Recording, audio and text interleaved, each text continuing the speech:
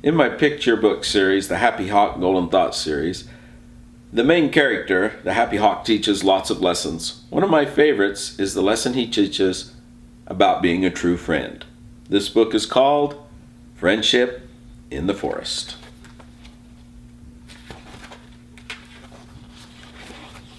In the city, you drive, and on the ocean you sail. But in the forest, it's best to follow a trail. Trails can take you to some very nice places where you can meet some very nice faces. Parley was a porcupine looking for a friend. He wanted someone on whom he could depend. Scott was a skunk who was out on his own. He didn't want friends. He was traveling alone.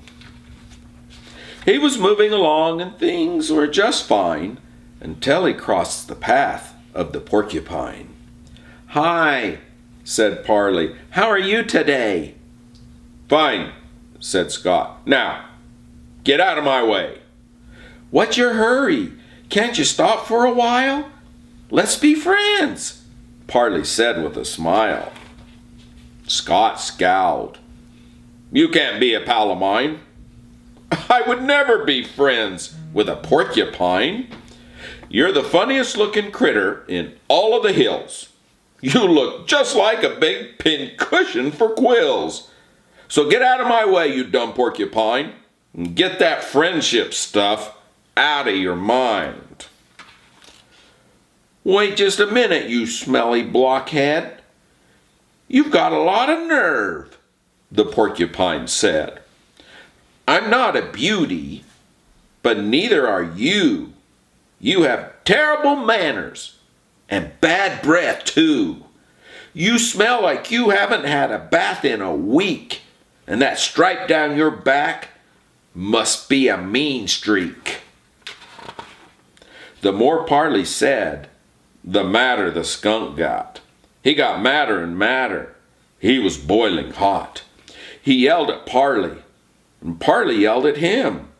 Things went from bad to worse, and from worse to grim.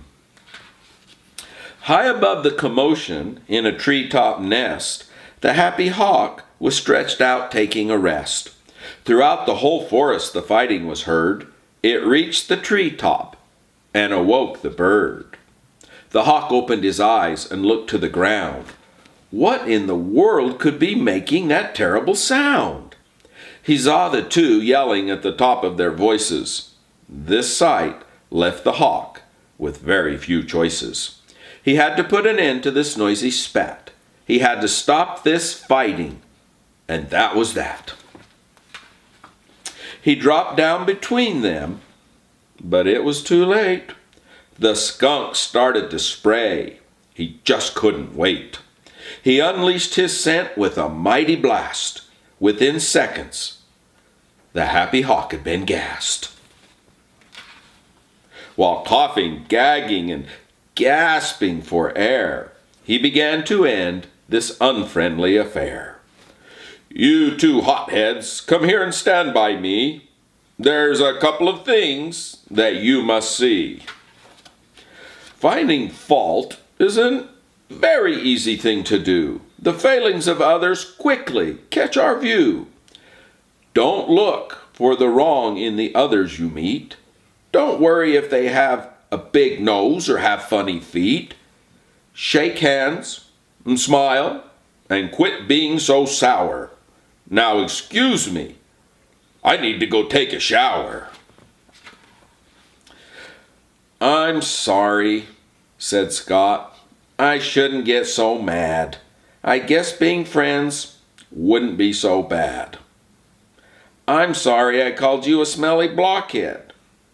I would still like to be your friend," Parley said. So right there and then a new friendship began, and they went up the trail, walking hand in hand.